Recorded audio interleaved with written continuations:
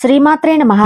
అందరికీ కూడా ఆ అమ్మవారి ఆశీస్సులు ఉండాలని మనస్ఫూర్తిగా తల్లిని వేడుకుంటూ, ఈ రోజే కార్తీక సోమవారం ఎంతో పవిత్రమైనటువంటి ఈ రోజున ఈ కథ వినడం వలన శివానుగ్రహం మనకు లభిస్తుంది.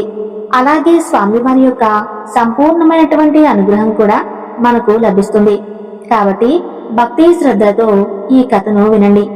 ఒకానొక నాడు శ్రీకృష్ణుడు పుత్రార్థి అయి పరమేశ్వరుని గురించి తపస్సు చేయగోరి కైలాసానికి వెళతాడు. అక్కడ శ్రేష్టమైనటువంటి హిమవత్ పర్వత శిఖరముపై తపస్సు చేస్తూ ఉన్నటువంటి ఉపమన్యు మహర్షిని చూసి భక్తితో చేతులు జోడించి ప్రణామం చేసి వినయంగా ఇలా ప్రశ్నిస్తాడు. ఉపమన్యు, నీవు మహాప్రాంగుడు, శివభక్తుల్లోనే అగ్రగణ్యుడు. నేను పుత్రార్థినై శివానుగ్రహాన్ని పొందగోరి ఎంతవరకు వచ్చాను. భక్తులకు సర్వదా ఆనందాన్ని కలిగించేటటువంటి పరమేశ్వరుని యొక్క మహిమను, తత్వాన్ని, నీ అనుభవాన్ని నీ యొక్క ముఖ కమలం నుండి శ్రవణం చేయాలి అని నేను ఊపిరిలోడుతూ ఉన్నాను. ఆ పైన నీవు చెప్పినటువంటి దానిని చక్కగా మనసుకు పట్టించుకొని పరమేశ్వరుని గురించి తపస్సుకు ఉపక్రమిస్తాను. శివానుగ్రహం లేనివాడు ఈ లోకంలో ఎట్టి అభ్యుదయాన్ని పొందలేడు కదా అని అడగగా, శ్రీకృష్ణుని యొక్క భక్తికి, వినయానికి ఎంతో సంతోషించి శివుణ్ణి మనసులోనే ధ్యానించి ఉపమన్యు మహర్షి ఇలా చెప్పసాగాడు. మహాశైవానుగ్రహుడు అయినటువంటి వాసుదేవ, ఒకసారి నేను చెప్పేటటువంటి ఈ మాటలను శ్రద్ధగా విను. మహేశ్వరుని యొక్క మహిమను నేను ప్రత్యక్షంగా చూశాను. నేను తపస్సు చేస్తూ ఉండగా సమస్త పరివార సహితులైనటువంటి శంకరుని, ఆయన యొక్క ఆయుధాలను చూశాను. విధి, మాధవ, ఇంద్రాది బృందారక బృందమంతా కూడా కమలాలను జోడించి శిరోసేన గిరించి ఆయనను పర్యవేక్షించి మరి స్తుతిస్తూ ఉండగా ఆ యొక్క సుందర దృశ్యాన్ని తన్మయత్వంతో నేను దర్శించాను. తన స్వరూపంలో 3 అంశాలతో ప్రకాశించువాడు, నిత్యానంద స్వరూపుడు. ఒక అంశచే జగద్రూపకంగా ప్రకటింపబడేవాడు మహాదృష్టుడు, అగ్నిజ్వాల మండితుడు, సహస్రానిక దివ్యాయుధ సంపన్నుడు, విరాట్ స్వరూపుడు అయినటువంటి పరమేశ్వరుని దివ్య రూపాన్ని దర్శించాను. కల్పి అంతమందు సర్వజగత్తు యందు ఆయన ఉపసంహరిస్తాడు. ఆయన చెంత పరమ గుహ్యమైనటువంటి ఆయన యొక్క శూలాన్ని వీక్షించాను. దానికి విజయము అనేటటువంటి పేరు. అది భూమిని చేల్చగలదు, సముద్రాలని శోభింప చేయగలదు. జ్యోతిర్మండలంలోని నక్షత్రాలన్నిటినీ కూడా సూదితో పువ్వులను గుచ్చినట్లుగా ఒక పూలదండగా గుచ్చగలడు. ఇక యవనాసుని యొక్క కుమారుడైనటువంటి మాందాత చక్రవర్తిని పూర్వం అసైన్యంగా వధించిందని కూడా మీకు చెబుతున్నాను. బల గర్వితుడైనటువంటి రావణాసురుడు పూర్వం శత్రువుని అలానికి ఆహ్వానించగా ఆ తర్వాత క్షణంలోనే ఆ రాక్షసుని సంహరించింది పరశురాముడు. ఏ కుటరంతో 21 సార్లు ధృతకృత కులాన్ని నరికాడో ఆ యొక్క కల్పదహ్మతమైనటువంటి రూపమైనటువంటి ఆ గంధగొడ్డలని శివ సన్నిధిలో పరిగించాను. ఈ తర్వాత 1000 అంచుల కలది, సాటలేనిది అయినటువంటి సుదర్శన చక్రాన్ని కూడా తిలకించాను. అప్పుడు పినాకమైనటువంటి ధనస్సును, శక్తిని, కత్తిని, పాశాన్ని, అంకుశాన్ని, కథను, ఇంకా పేర్లు తెలియనటువంటి అనేక శాస్త్రాలను కూడా అవలోకించాను. నేను కృష్ణ ఒక్క వాక్యంలో చెబుతున్నాను విను. లోకాలతో కూడి ఉన్నటువంటి ఈ ఖగోళమంతా కూడా ఆయన చుట్టూ కూడా కుమ్మరిసారిలే పరిభ్రమిస్తూ ఉండగా ఎంతో దివ్య రూపాన్ని నేను దర్శించాను తెలుసా. నా యందు ప్రసన్నుడైనటువంటి శంకర భగవానుడు నాకు త్రికాల జ్ఞానాన్ని, ఆయన యొక్క నిత్య సన్నిధిని నాకు అనుగ్రహించాడు. జరా మరణాదులు లేకుండా అకల ప్రాంతం చిరంజీవినై వర్ధిల్లమ్మని కూడా నాకు వరాన్ని ఇచ్చాడు. నేను కోరదగినది ఏమీ కూడా ఇక మిగలకుండా ఆయన నాకు అన్నిటినీ కూడా అనుగ్రహించాడు. ఈ వేళ ఆయన యొక్క ఈశత్వాన్ని నాకు అనుగ్రహించాడు. వాసుదేవ, భక్తి వస్తువులు అయినటువంటి పరమేశ్వరుడు నిన్ను కూడా తప్పకుండా అనుగ్రహిస్తాడు. ఆయన గురించి తపస్సు చేయి. పూర్వం అనేక మంది ఆయనను ఆరాధించి అభిష్ట సిద్ధిని పొందారు. శివారాధన తపస్సును అనగా పాశుపత వ్రత దీక్షను నేను నీతో నడిపిస్తాను. ఉపమాన్య మహర్షి ఈ విధంగా పలికి గతంలో దేవదానంలో ఋషులలోనూ ఋషిపత్తులను, చక్రవర్తులను, సామాన్యులను పరమేశ్వరుని ఆరాధించి ఆయన యొక్క అనుగ్రహాన్ని పొందిన వారి యొక్క కథలన్నీ కూడా చెప్పాడు. ఆ తర్వాత చెప్పి భక్తి ముక్తిదాయకమైనటువంటి నమశివాయ మంత్రాన్ని ఉపదేశించి శ్రీకృష్ణునికి దీక్షణ ఇచ్చాడు. మాధవుడు తన యొక్క కాలి బొటనవేలిపై శరీరం బరువును ఉంచి 16 మాసాలు పరమేశ్వరుని గురించి తపస్సు చేశాడు. ఆయన నిష్ఠకు ఎంతో సంతోషించినటువంటి పరమేశ్వరుడు పార్వతీ సహితుడై దర్శనమిచ్చి ఎట్టి దుర్లభమైనటువంటి వరాలనైనా కాని కోరుకోమని పలకగా అప్పుడు శ్రీకృష్ణుడు ఇలా ప్రార్థించాడు. ఓ దేవదేవ మహాదేవ, నా యందు నీవు పితృడు అయినచో 8 వారాలను నాకు అనుగ్రహించు. నిత్యము కూడా శివధర్మనందు నా బుద్ధి నిలుచుగాక. శాశ్వతమైనటువంటి కీర్తి కలుగునుగాక. స్థిరత్వమైనటువంటి నీ సన్నిధి నాకు లభించుగాక. నీ అందు నిత్య భక్తి సిద్ధించునుగాక. నా కుమారులు అందరికీ కూడా ఒక్కొక్కరికి 10 మంది పుత్రులు కలిగి నా వంశం తామర తంపై వర్ధిల్లును గాక.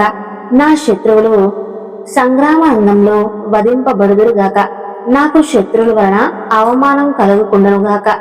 నేను యోగులందరికీ కూడా ప్రియాతి ప్రేమైన వాడను.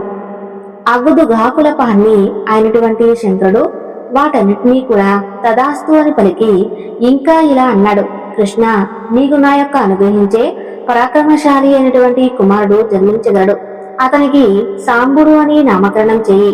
ఆ కుమారుడు పూర్వజన్మలో ప్రళయ కాలమందలి ఆదిత్యుడు. మునులు అతనిని మనుషుడు కమ్ము అని శపించగా కారణంగా అతను నీకు పుత్రుడిగా జన్మించబోతున్నాడు అని ఈ విధంగా పలికి శంకరుడు విరమించాడు. అంతట పార్వతీదేవి కృష్ణుడి యొక్క కృపాతరంగిత పాలన లోకానికి తెలియజేసి సుధామధురంగా ఇలా పలికింది. ఓ వాసుదేవ, నీ యొక్క ఈశ్వర భక్తికి తపస్సుకు నేను కూడా సంతోషించాను. నా నుండి కూడా నీకు దుర్లభమైనటువంటి వరాలను పొందేలాగా వరాన్ని అనుగ్రహిస్తున్నాను. దానికి గోవిందుడు ఆనందించి భక్తియుక్తుడై ఇలా అన్నాడు. జగన్మాత, నీ దయకు నేను కూడా పాత్రుడిని అయ్యాను. అదే 10,000 అయినా వరాలను ధనార్జనకు ఇక చాలు అనేది ఏదీ కూడా ఉండదు కదా. నాకు ఎన్నడైనను బ్రాహ్మణులపై ద్వేషం కలగకుండుగాక. సర్వకాల సర్వ వ్యవస్థల యందు బ్రాహ్మణ భక్తి స్థిరమై నిలుచునుగాక. మంగళకరమైనటువంటి గోబ్రాహ్మణ సేవను సర్వదా చేసేదనుగాక. నా తల్లిదండ్రులు సంతోషంతో ఉండుగాక. సర్వ ప్రాణుల యందు నేను అనురాగాన్ని కలిగి ఉండునుగాక.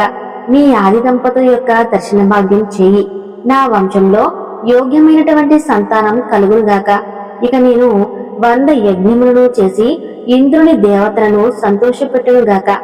నేను ఇంటిలో సర్వధాయితులకు అతిథులకు శ్రద్ధచే పవిత్రమైనటువంటి భోజనాన్ని సమర్పించదునుగాక.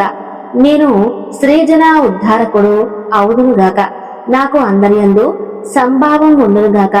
మీ దంపతులు నాకు సర్వదా రక్షకులే ఉండునుగాక అని ఈ విధంగా ప్రార్థించినటువంటి శ్రీకృష్ణుని అన్ని విధాలా అనుగ్రహించి అంతర్ధానమయ్యారు ఆ ఆది దంపతులు. వాసుదేవుడు సబల మనోరథుడై ఉపమన్యు మహర్షికి కృతజ్ఞతలు వెల్లడించి ఆయన నుండి సెలవు తీసుకుని మనసులోనే శివ సహస్రనామాలను పఠిస్తూ ద్వారకను చేరి ఇష్టకథా వినోదాలతో సుఖంగా ఉన్నాడు. మునులరా, ఈ యొక్క సర్వ జగత్తు ఈశ్వరమాయచే కప్పబడి ఉంది. 8 విధాలైనటువంటి పుట్టుక కలిగినటువంటి దేవజాతులు ఒకే ఒక విధానంలో పుట్టుక కలిగినటువంటి మనుష్య జాతి, 5 విధాలుగా పుట్టుక కలిగినటువంటి పశుపక్షాలు కూడా మొత్తం 14 విధాలైనటువంటి పుట్టుకలు ఉన్నాయి. ఆ జీవులన్నీ కూడా శివుడి నుండి ఉత్పన్నమవుతూ ఉంటాయి. తిరిగి మరలా ఆయనలోనే నిర్ణయమవుతాయి. ఆయన యొక్క మాయను ఎవరూ కూడా దాటలేరు. ఓ మహర్షులరా, శివమాయ ప్రభావం చేత పాలకులైనటువంటి విష్ణువు కామమోహితుడై పరకాంత శక్తిచే శాపగ్రస్తుడయ్యాడు. ఆ తర్వాత ఒకానొక నాడు నారదుడు తన తండ్రిని సమీపించి, శంకరుడు కైలాసానికి ఎప్పుడు వెళ్ళాడు? కుబేరునితో స్నేహం ఏ విధంగా కలిగింది? పరిపూర్ణమైనటువంటి పరమేశ్వరుని యొక్క లీలా విషయాలు ఏమిటి చెప్పవలసింది అని కోరగా, అందుకు బ్రహ్మ చెప్పినటువంటి ఒక ముఖ్యమైనటువంటి కొన్ని శివలీల గురించి వివరిస్తాను వినండి అని సూత మహర్షుల వారు శౌనకాది మహామునులకు వివరిస్తున్నారు. కాంపిల్య నగరంలో సోమయాజి కులోద్భవుడైనటువంటి యజ్ఞదత్తుడు అనేటటువంటి దీక్షుడు ఒక ఆయన ఉండేవాడు. ఆయన స్వయంగా యజ్ఞ దీక్షను స్వీకరించినటువంటి సోమయాజి అంతేకాదు సర్వత్రా కళాభిముండు, అలాగే బహుప్రజ్ఞావంతుడు, వేదాంగ పారంగతుడు, రాజమాన్యుడు, వాధాన్యుడు, కీర్తి భజానుడు అయినటువంటి నిత్యాగ్ని గోత్రి సుందరుడు. ఆ యజ్ఞదాతునికి గుణనిధి అనేటువంటి ఒక కుమారుడు ఉన్నాడు. తండ్రి అతనికి 8వ ఏటనే ఉపనయనం చేస్తాడు. రాజకార్య నిమగ్నమైనటువంటి తండ్రి కుమారుని విద్యా వ్యాసంగాన్ని మాత్రం ఎప్పుడూ పట్టించుకోలేదు. ఫలితంగా దుష్ట సాంగత్యం వలన గురునిధి యువత క్రీడా పారాయణుడయ్యాడు. అయితే తల్లితో మాయమాటలు చెబుతూ ఆమె నుండి సంగ్రహించినటువంటి కొంత ధనంతో జూదమాడుతూ ఉండేవాడు. ఆ వ్యామోహంలో దుర్జన సాంగత్యం చేసి నాన్న సంధ్యా అదృష్టాలను కూడా విసర్జించాడు. అంత మాత్రమే కాకుండా నీచమైనటువంటి సాంగత్యం వలన కలిగినటువంటి తుచ్చ సంస్కారంతో వేదశాస్త్ర దేవ బ్రాహ్మణుడు అయినటువంటి కొంతమంది బ్రాహ్మణులు కూడా నిందిస్తూ ఉండేవాడు. శృతి విహిత ధర్మాలను విడిచి నిరంతరము గీతవాద్య గోష్ఠులతో కాలం వెల్లబుచ్చుతూ వేశ్యలతో ఉంటూ ఉండేవాడు. నటులు, పాషాండులు, బండులు వీరందరూ కూడా వారితో కలిసి కాలయాపన చేస్తూ ఉండేవారు. ఇంట్లో మాత్రం తండ్రి లేనప్పుడు కుమారుణ్ణి లాలించి హితోక్తులు చెప్తూ ఉండేది తన తల్లి. అయితే గుణనిధికి 16 సంవత్సరాల ప్రాయం వచ్చేసరికి తండ్రి స్నాతక సంస్కారార్థులను జరిపి వివాహం జరిపించాడు. అయితే వివాహం తర్వాత కూడా గుణనిధి యొక్క ప్రవర్తనలో మార్పు రాలేదు. ఒక రోజున తల్లి గుణనిధిని కూర్చుండబెట్టి స్నేహార్థ హృదయంతో మృదువైనటువంటి వాకులతో, నాయనా భయాంగన ఇలా హితవు చెప్పింది. కుమారా, నీ తండ్రి కోపిష్టి, ఈ చేష్టలు కట్టిపెట్టు. నీ విషయం ఆయనకు తెలిస్తే నిన్ను నన్ను ఇద్దరిని కలిసి కొడతారు.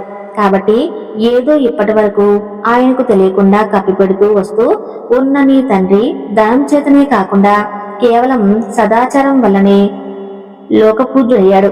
బ్రాహ్మణుడికి సవిద్య సాధు సంగమం ఈ రెండింటినీ మించినటువంటి ధనం లేదు. విప్రునికి ఆస్తి విద్యే. నీకు వీటి యందు ప్రీతి పుట్టుకపోవడానికి అసలు కారణం ఏమిటి? నీ పూర్వీకులు తాత ముత్తాతలు మంచి శ్రోత్రియులు, దీక్షితులు, సోమాయాజులు కూడాను. లోకంలో మన యొక్క కుటుంబానికి ఉన్నటువంటి పేరు ప్రతిష్టలకు పాడు చేయవద్దు. దుష్ట సాంగత్యాన్ని వదిలిపెట్టు. సాధు సంగతిని అలవర్చుకో. సవిద్యలయందు మనసు పెట్టు. తండ్రికి తగినటువంటి కొడుకు అని అనిపించుకో. నీకు 19 సంవత్సరాలు వచ్చాయి. నీ భార్యని చూడు, 16 సంవత్సరాల యువతి, ఉత్తమురాలు. మీ మామగారు మేనమామలు సర్వత్రా గుణశీలవంతులు. అలాగే మీ తండ్రి గారు శిక్షలను కూడా ఒక్కసారి చూడు.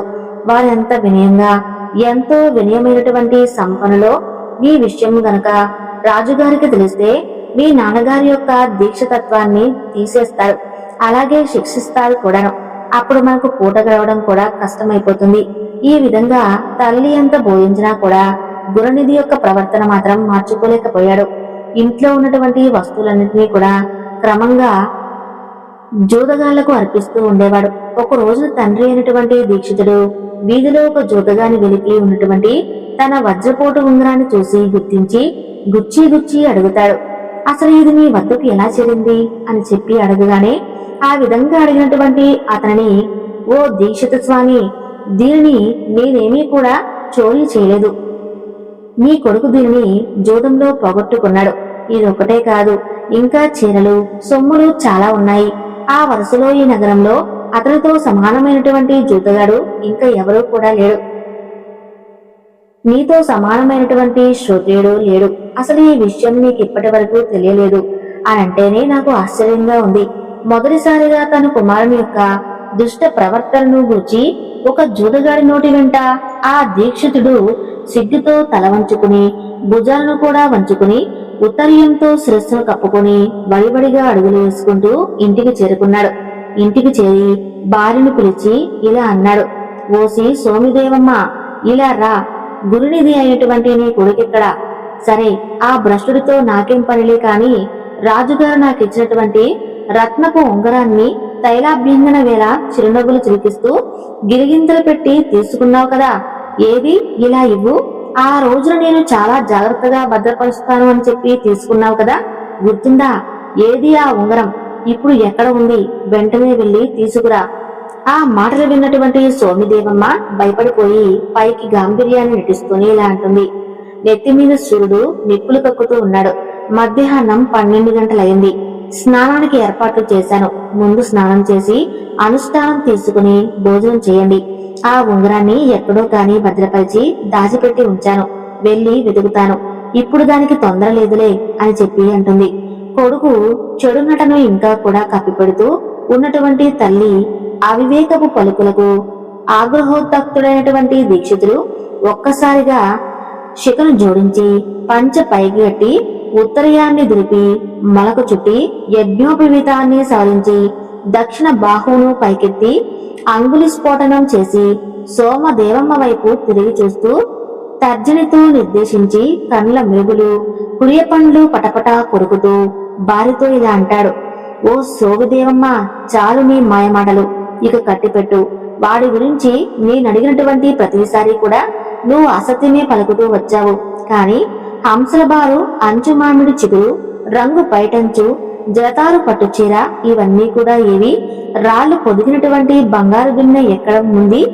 3 పేటల పట్టుతో నేసినటువంటి నా పట్టు పంచ ఏది?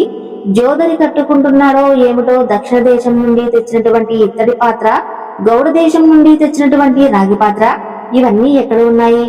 జీవకళలు ఉట్టిపోయేటటువంటి దంతపు బొమ్మ ఏ వేశ్య మందిరంలో ఉంది?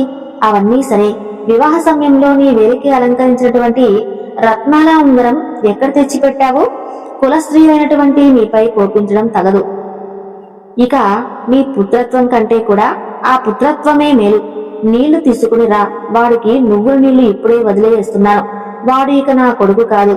నీవు నా సహధర్మచారినివి కావు. పునర్వివాహం చేసుకున్నాకే నా భోజనం ఈ విధంగా పలికి ఆ తర్వాత స్నాన సంధ్య అనుష్ఠాలను నెరవేర్చి ఆ రోజునే మరొక స్త్రీ అయినటువంటి కుమార్తెను వివాహమాడి వైదిక ధర్మానుష్ఠాన తత్పరుడయ్యాడు యజ్ఞదత్తుడు. తీవ్రమైనటువంటి ఆగ్రహంతో అలా శబ్దం చేసినటువంటి తండ్రిని చూసి భయపడిపోయినటువంటి దీక్షిత పుత్రుడు ఇల్లు విడిచి ఉత్తర దిక్కుగా బయలుదేరాడు. ఉత్తరయంలో శిరస్సు కప్పుకొని నడక సాగిస్తూ తనలో తాను ఇలా మదనపడుతూ ఉన్నాడు. ఆహా, ఏం ఆశ్చర్యం! దీక్షిత వంశంలో పుట్టినటువంటి నాకు ఈ వ్యసనాలు ఎలా అంటుకున్నాయి? నా వద్ద ధనం లేదు, పోనీ విద్యాగంధం ఉందా అంటే అది ముందే లేదు. దేశాంతం ముందున్నటువంటి వాడికి విద్య ఉత్తమమైనటువంటి స్నేహితుడు కదా. ధనహీనుడికి సుఖాలు ఆమడ దూరంలో ఉంటాయి. గమ్యం లేనటువంటి ఈ నడక ఎంతవరకు పోగాను? ఇలా మనసులో కుమిలిపోతూ కొన్ని రోజులు నడుస్తూ ఉన్నాడు. ఒక రోజున తన యొక్క దుస్థితిని చింతిస్తూ నడక సాగిస్తూ ఉండగా ఇంతలో సూర్యాస్తమయం కావచ్చింది. దూరంగా శివాలయ గోపురం కనిపించింది. వడివడిగా నడిచి ఆలయం వద్దకు చేరుకుని చెరువు కట్ట మీద ఉన్నటువంటి చెట్టు కింద కూలబడతాడు. తెలియకుండానే కునుకు పట్టేస్తుంది. తెల్లవారిపోతుంది. ఆ రోజు శివరాత్రి. హరహర మహాదేవ, శంభు శంకర అంటూ చుట్టుపక్కల ఉత్సవంతో శివనామస్మరణ చేస్తూ ఉన్నటువంటి భక్తుల కోలాహలంతో ఆ ఆలయ ప్రాంగణం అంతా కూడా ప్రతిధ్వనిస్తూ ఉంటుంది. పొద్దు కలకలలాడుతూ ఉంది. గుణనిధి కడుపులో ఆకలి కొరకలాడుతుంది. అప్పుడు ఇలా అనుకుంటాడు.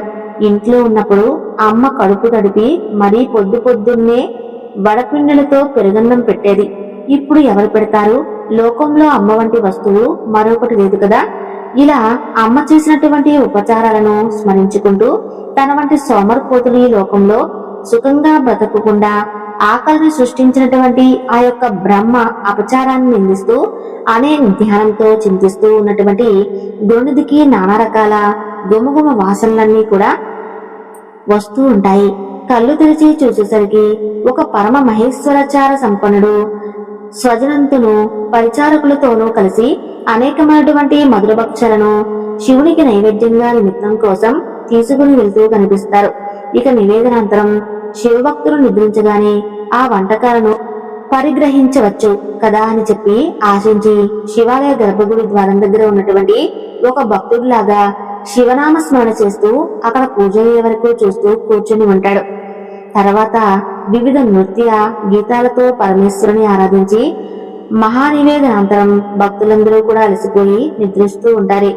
అదే అనువుగా భావించినటువంటి గుణనిధి గర్భగుడిలోకి ప్రవేశించి మంద ప్రభతో వెలుగుతూ ఉన్నటువంటి దీపకాంతుల మధ్య భక్ష్యాలను గుర్తించలేక ఉత్తరీయాన్ని చించి అంచన ఒత్తిగా వేసి దీపపక్ష దీపం యొక్క ప్రకాశాన్ని పెంచి భక్ష్యాలను ఏరి కొంత తిని కొంత మూట కట్టుకుని త్వరగా బయటికి వెళుతూ ఉండగా చీకట్లో కాలు తగలగా నిద్రిస్తూ ఉన్నటువంటి ఒక వ్యక్తి లేచి దొంగ దొంగ అంటూ పెద్దగా అరుస్తాడు. ఆ అరుపుకు అక్కడ ఉన్న వారందరూ కూడా లేచి అతన్ని పట్టుకుని గట్టిగా పట్టుకుంటారు. దెబ్బలకు తాళలేక ప్రాణాలను విడిచాడు. దీక్షిత పుత్రుడైన యమలోకానికి తీసుకుని వెళ్లేటటువంటి నిమిత్తం అక్కడికి యమభటులు వస్తారు. అంతలో చిరుగంటల మాలలు, చేతిలో త్రిశూలంగాల శివగణాలు అక్కడ సాక్షాత్కరిస్తారు. వర్ణాశ్రమచార ధర్మాలను తప్పి లోకహీనుడే సంచరించినటువంటి పుణ్యపాప వివక్ష లేనటువంటి ఈ మూర్ఖుడు యమదండనకు అర్హుడు అంటూ యమభటులు శివగణాలతో వాదిస్తారు. దానికి ప్రత్యుత్తరంగా శివదూతులు ఈ విధంగా బదిలిస్తారు. ఓ యమకింకరులారా, సూక్ష్మమైనటువంటి శివధర్మాలను వివరిస్తాం వినండి. కార్తీక సోమవారం నాడు ఉపవాసం ఉండి జాగరణ చేశాడు. శివనామ స్మరణ చేస్తూ శివ పూజను కల్లారా చూశాడు. అలాగే దీపాన్ని వెలిగించాడు. శివప్రసాదాన్ని తిన్నాడు. ఈ కృత్యాలను ఆచరించినటువంటి ఎవరైనా సరే శివలోక సారాన్ని పొందగలరు. ఇతను కొంతకాలం శివలోకంలో ఉండి ఆపై పుణ్యఫలం చేయి కళింగరాజుగా జన్మిస్తాడు. ఇక పొండి ఈ విషయాన్ని మీ ఏలికకు వివరించండి అని చెప్పి వారు చెప్పగా ఆ మాటలకు బదలాడలేక యమదూతులు వెళ్లి యమునకు విన్నవించగా యముడు ఇలా అంటారు: బడులారా, మీరు శివభక్తుల జోలికి వెళ్ళకండి. విభూతితో త్రిపురాలను ధరించిన వారి శరీరమంతా కూడా భస్మం పోసుకున్న వారిని, రుద్రాక్ష జటాధారులను, శివవేషధారులను మీరు యమలోకానికి తీసుకుని రాకండి. మునులారా, ఇది శివభక్తి యొక్క మహిమ. కార్తీక సోమవారం యొక్క మహత్యం విన్నారు కదా. కార్తీక సోమవారం మహత్యాన్ని విన్నవారు తప్పకుండా వీడియోకి లైక్ చేసి ఓం నమ శివాయ అని కామెంట్ చేయండి.